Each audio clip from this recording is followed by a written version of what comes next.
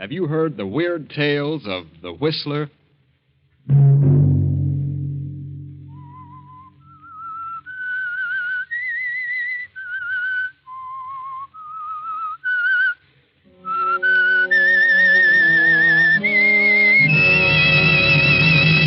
I'm the Whistler.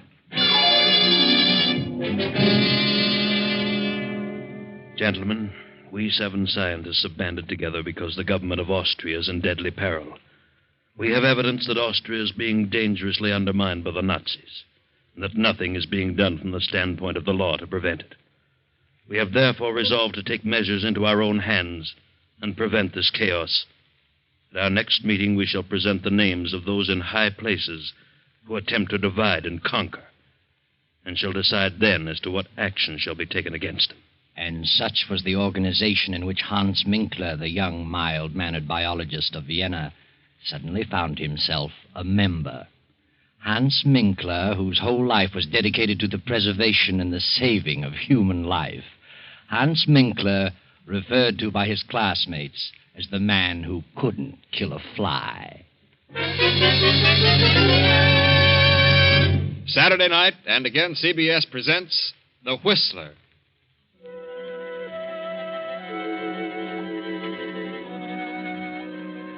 I, the Whistler, know many things, for I walk by night. I know many strange tales, many secrets hidden in the hearts of men and women who have stepped into the shadows. And so I tell you tonight the incredible tale of the letter. Hans Minkler, the young biologist, only half heard the speech of the leader of the 7 scientists, for Hans was dreaming of his beloved experiments. His experiments and the pretty niece of Monsieur Gallet, the lovely Viel, who had been living in Vienna these past 4 years. Kindly Monsieur Gallet was interested in Hans Minkler's theories, and Hans was hoping Gallet might finance them. Well, Dr. Minkler, I've studied the outline of your proposed experiments, and I've come to the conclusion that you can accomplish great things. Oh, well, that makes me very happy, Monsieur Gallet. How much do you think you'll need to carry on? I feel quite sure that I could get along for a couple of years on 5,000. If my cell experiments prove successful, human life may be prolonged considerably. I have all the faith in the world in Hans, Uncle. My niece is certainly sold on your ability, Dr. Minkler. So are you, Uncle. You may as well admit it. Young men with your principles are all too scarce today. Europe seems to be saturated with men who claim they want to save mankind. They all seem to want to arrive at it through a destructive method. Well, it's only a temporary condition. Who do you plan to have assist you? Kurt Lassner? Kurt? Well, I haven't decided yet. Kurt is a fine young man. Yes, he was a good student, but he's drifted away from his studies. He's become absorbed in politics. Very well, Hans. I'll start you out with 5,000. Is that the way you want it, Viel? Yes, Uncle, you're a darling. Oh, I hope someday I may be able to repay you. See what that is, Viel. Come into the library, Hans. I'll give you a check. Yes, of course. Oh, good evening, Kurt. Hello, Viel. Well, how are you? Very well, Kurt. You're very lovely this evening. Thank you. Yes, indeed. The prettiest girl in Vienna. Is Hans here? I said I'd pick him up on my way downtown. Yes, he's talking to Uncle. Talking business. I've had a busy day. Not enough hours to go around. Sit down, Kurt. Thanks. Kurt, why have you given up your career? Biology? Oh, I don't know. But you could do so much good. You were so well equipped to carry on in science. Think of the things yet to be done. I'm going to do things. Great things. I mean things that will really benefit mankind. Well, that's what I mean, too. You know, you sound like Hans. Hans is very sad about your dropping your work. He counted on your helping him in his experiments. Oh, he'll get over it. Besides, those experiments can wait a while. No, Hans is going ahead. Who's going to help him? I am, if no one else. You? Well, how can you help him? I can learn biology. But it'll take a lot of money to do what he planned. He has the money. It's all arranged. My uncle has financed him. Your uncle? Yes. Well, I wish Hans luck. And I'm going to marry Hans. What? You and Hans? Well, what a surprise. Yes, I've made up my mind. I see. Well, I guess... Good evening, Kurt. Glad to see you. Good evening. Hello, Kurt. Oh, have you heard the good news? Yes, Viel just told me. And I wish you both good luck. I hope you'll be very happy. When's the wedding? Wedding? What wedding? Oh, yes. Me, of course. Typical absent-minded professor. See, look, I have the money for my experiments. Well, Hans, it's 7:45. We better run along. We have an appointment at 8. Oh, yes, the meeting. I'd forgotten. Yes, I'll be right with you. Goodbye, monsieur. Bye. Good night, Viel. Darling. Good night, Hans, dear. I'll see you in the morning.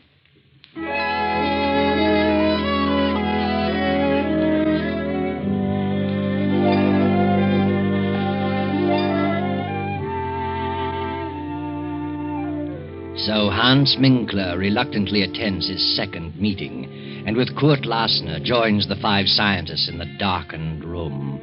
The single low lamp on the table casts their shadows on the wall. The leader is speaking again. Gentlemen, we have learned who these fifth columnists are.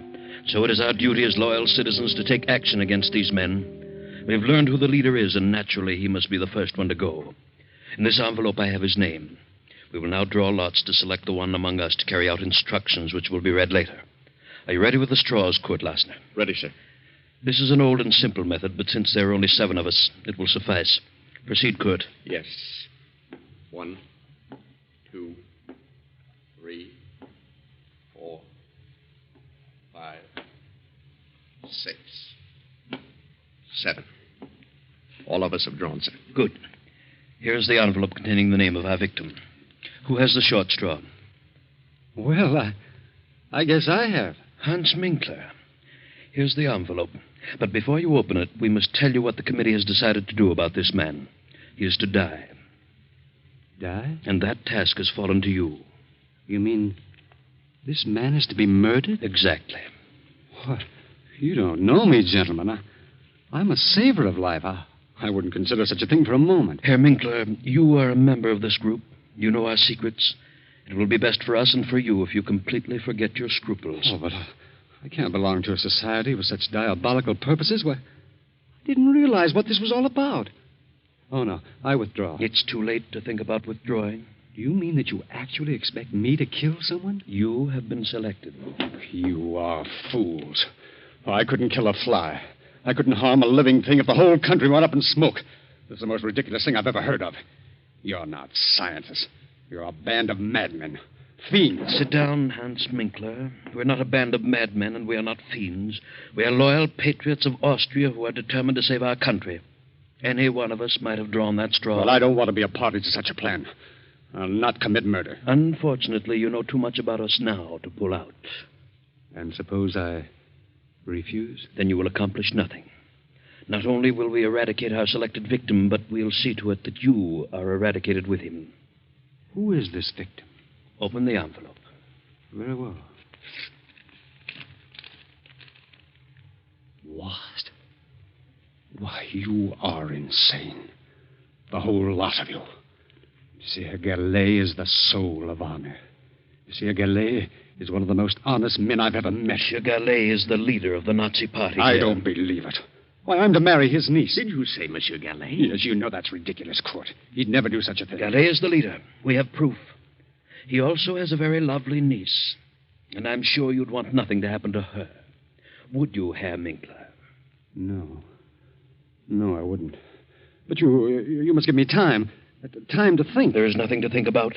It has been decided. Gallet must be exterminated within 12 hours. Very well. And there's nothing else for me to do. Good night, gentlemen. Good night, Herr Minkler. And remember, if you don't accomplish this task within 12 hours, we will be forced to take care of you. And if we can't find you, we will find the girl. Yes, I understand. Good night.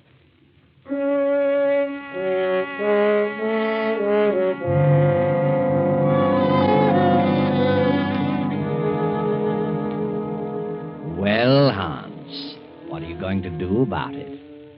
You've sat in your apartment for 2 hours now. Which shall it be? 3 lives are at stake. The uncle's and yours and Viel's. Hans gets his car and drives to Monsieur Gallet's home. Well, hello, Hans. What on earth are you doing here? I didn't expect you back this evening. Where is Viel? Why, she went to some friends. She probably won't be back till after midnight. What on earth's wrong with you? Get your hat and coat, Monsieur Gallet. What? Have you been drinking, Hans? Get your hat and coat. Now, wait a minute. Suppose you There's explain no what... time for explanations. Get your things. What for? You're coming with me. I was just ready to turn in. You better run along, Hans. You feel better in the morning. Put up your hands, Monsieur Gillet. What? This is the funniest thing I've ever encountered. Have you really got a gun in your pocket? I have. I hope you don't force me to prove it. Well, this is certainly a surprise. The meaning of all this? I've just discovered that you're the leader of the Nazis who are trying to undermine the Austrian government. Are you serious? Yes. Who told you such a thing? There is an organization which is determined to eradicate all Nazis one by one, and you are the leader. Read this. It says leader Paul Gallet. Death. This is the maddest thing I've ever heard of. I've been highly active in anti-Nazi work. They say that's merely a cover-up. Are you a member of this secret organization? Yes. You've been selected to kill me? Yes. It's unbelievable that you, Hans Minkler, could be mixed up in such a thing. I think you're being hoodwinked. I am an anti-Nazi. If you plan to kill me, you must belong to the Nazi organization. Get your things and come along. What do you intend to do with me? That's all planned. Come along. Very well. You, give me that gun. You fool. No, don't.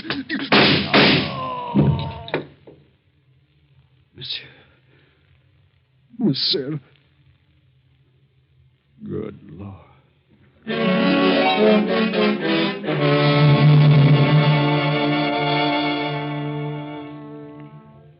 Hans stands staring at the body of Monsieur Gallet for a few moments. Then, in a daze, he turns out the lights, closes the library door, and returns to his apartment. For the remainder of the night, he sits at his desk staring into the darkness, lost in thought. And then morning comes, and Viel at her home opens the library door and...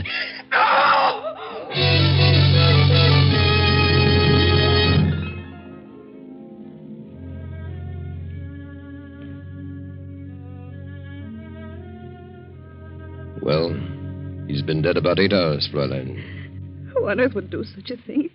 He had no enemies. He was quite active in anti-Nazi work. Yes. Here's something we found on the library floor. A pipe? Yes. The bowl is hand-carved, has initials on it. As you see, the stem is broken. Have you ever seen this pipe before?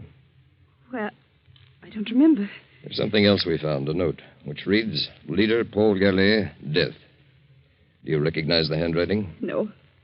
Do you know anyone whose initials are HM, the initials carved on the pipe bowl?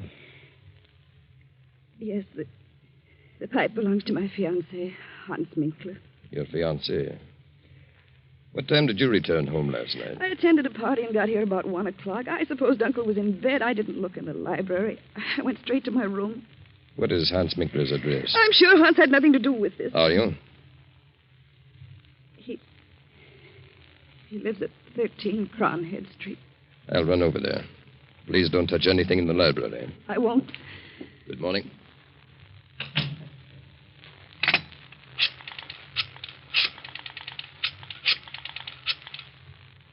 Kurt, something terrible's happened. Uncle was murdered last night.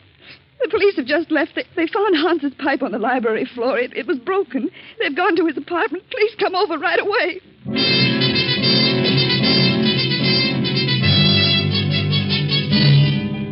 Hello, Hans.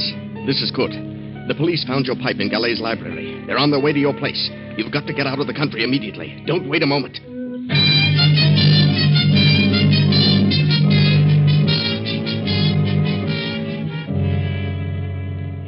Oh, Kurt, it's terrible. Now, control yourself, Ian. Oh, Kurt, I can't imagine why anyone would do such a thing.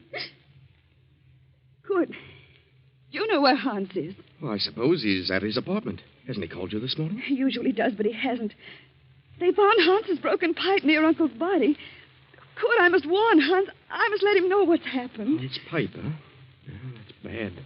By all means, phone him at once. Oh, you call him. Of course. It's Kronigstadt 4347. Right.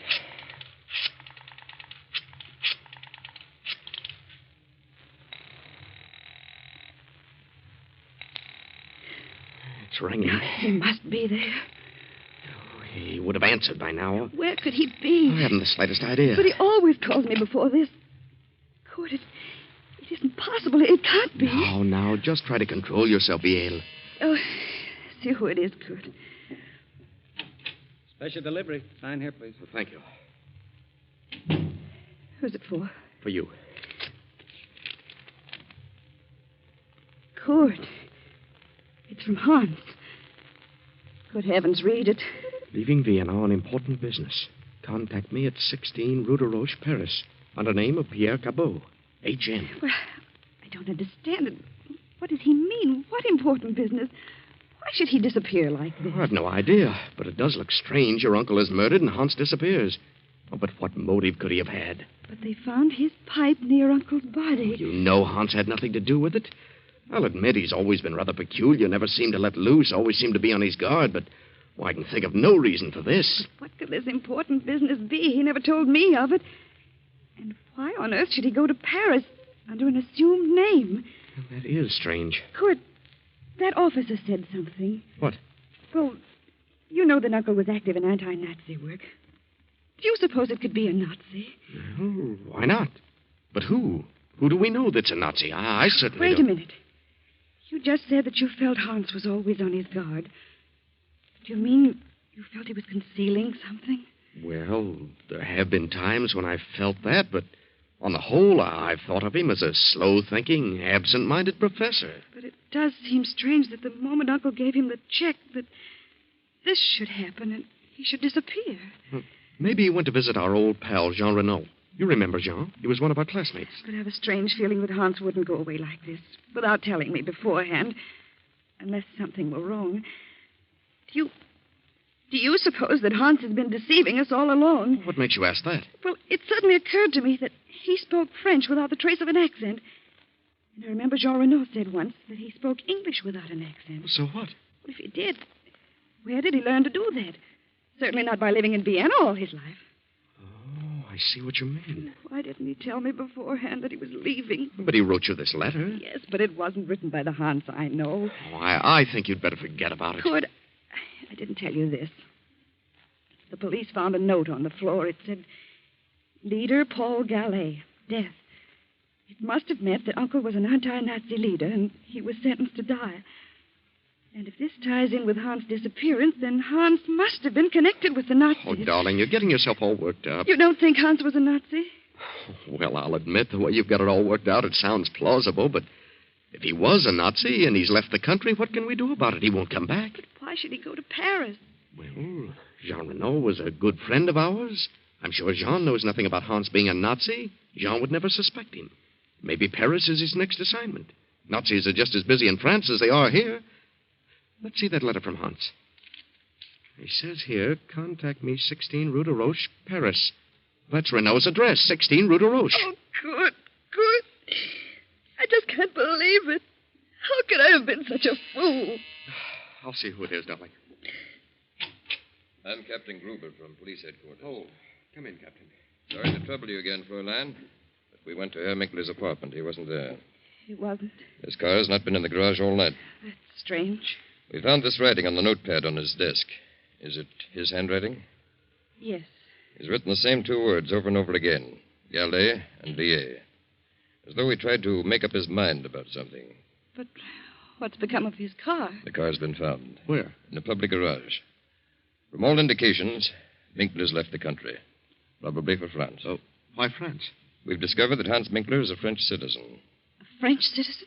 Well, he always led us to believe that he was a native Austrian. Now, we'll want to check things over a little further. We'll be back this afternoon. Please don't disturb anything. No, we won't. By the way, what is your name, sir? Oh, my name is Kurt Lasner. Good day. Kurt, what did you see? What were you looking at just then? What do you mean? What startled you on Uncle's desk? Well, nothing at all. Here, let me see. Good heavens, I see it. Here on the desk blotter, it's Uncle's handwriting. It says, Find Hans Minkler. And it was Hans. It was. Uncle was trying to tell us who did it. Maybe. To think that he could be so low as to take Uncle's money and then kill him. Oh, please, Viel. I just can't believe it. I won't believe it. I must. Well, I'm sorry to say that all the evidence is certainly against him.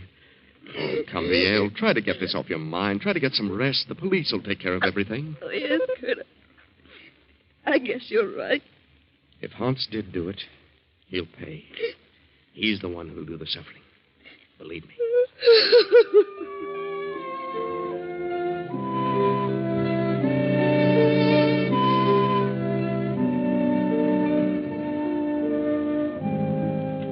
But during the night, the Nazi hordes rolled swiftly into Austria.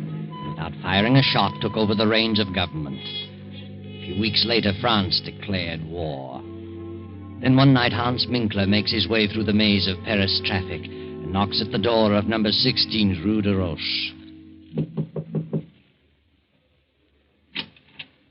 Oh. Yes? Oh, good evening. Good evening. Is Jean Renault in?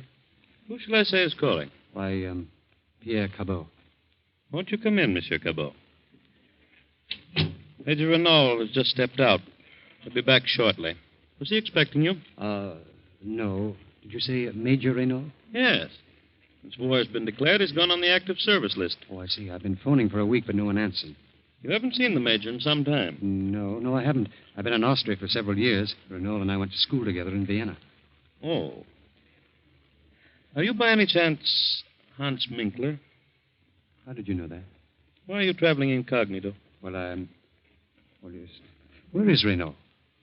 I regret to inform you that Renault has been in Africa for some time. He's due back in a few weeks, however. Did you know Monsieur Gallet in Vienna? Why, yes. Who are you? I'm Monsieur Deveau, of the French Sûreté. Oh, police. Yes. Did you ever accept any money from Monsieur Gallet? Why are you asking me these questions? You never accepted money from Gallet? No. Search him, Henri. No, just a moment. Sorry, Minkler. I'll take the bill for Henri. Yes, sir. I don't understand all this. You understand, all right. Well. So you never received money from Gallet. What's this check for? Well, that's to help carry on my experiments. Undoubtedly. Monsieur Gallet was helping you and quite a number of others to carry on experiments. Others? I suppose you say you're new at this game. Game? I don't know what you mean. I had nothing to do with his death. Nothing. Yes, I believe that. Why should you kill one of your own? Oh, I don't know what you're talking about. If you were intending to carry on experiments in Vienna, why is this check drawn on the Bank of Paris? Well, maybe he had a surplus of funds here. Indeed, he did. How did you know I was coming here? We knew. Just what were your plans? Oh, this is ridiculous. I'm not a spy. I was engaged to marry Galet's niece. Really? Some way I got mixed up with an organization which planned to rid Austria of all Nazis. They claimed that Monsieur Galet was the leader in Vienna. I denied it. But nevertheless, I was selected to murder him. Oh, I see. And told that if I refused, they'd also kill me and my fiancée as well. I decided to get them out of the country. I went to Galet's home. My fiancée was not there. I knew there was no time to lose. So I tried to take him away by force. He was suspicious of me. We suddenly got into a scuffle. And then someone behind me fired a gun. I don't know who it was. And Galet fell dead. I see. I went to my home. Next morning learned that they were looking for me. I got out of the country, and in a roundabout way, I came to Paris. A good story. But it doesn't hold water. Galet was a Nazi leader, and there's too much evidence against you, Minkler. Come on. Let's go down to headquarters.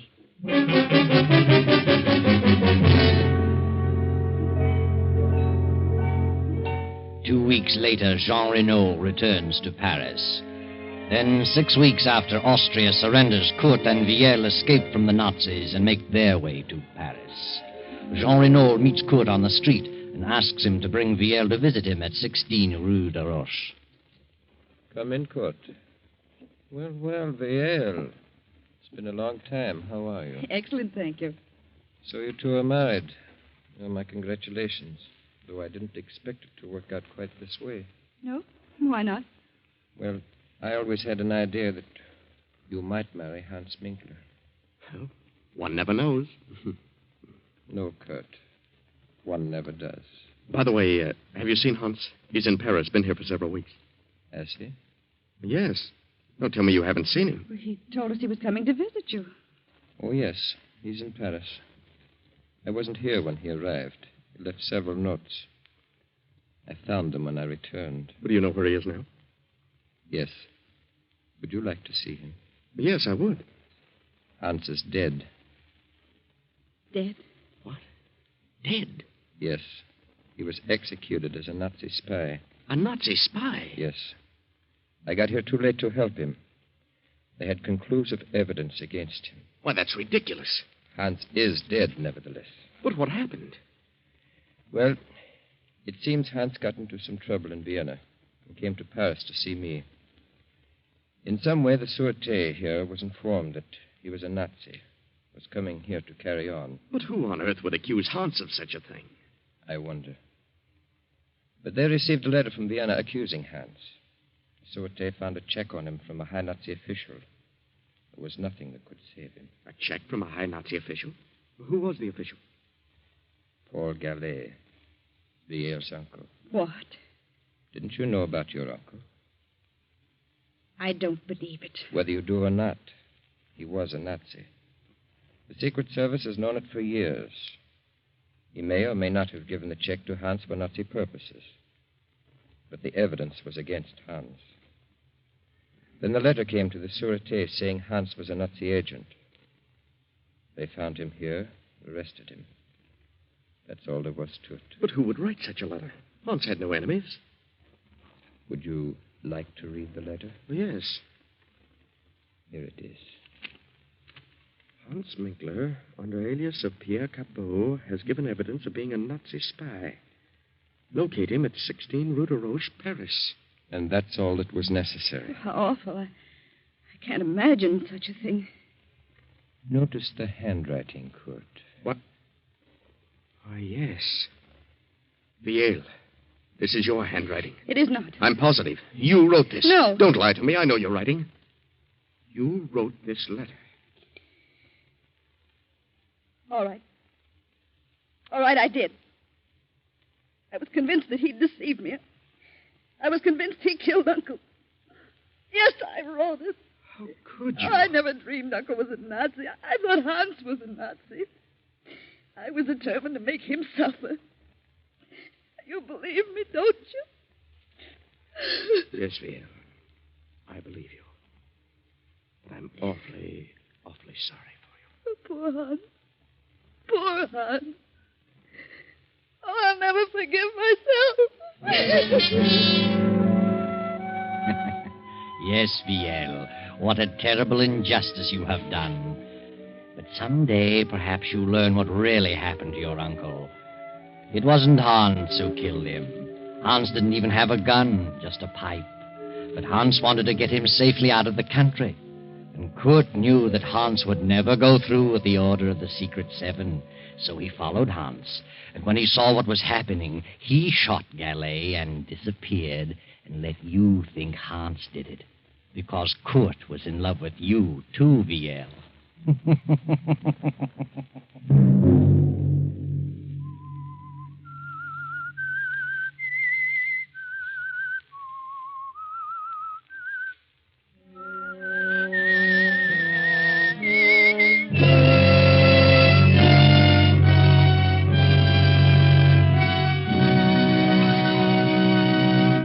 CBS has presented The Whistler. Original music for this production was composed and conducted by Wilbur Hatch. The Whistler is written and directed by J. Donald Wilson and originates from Columbia Square in Hollywood. Next week, same time, I, the Whistler, will return to tell you the strange tale of Out of the Fog. Good night.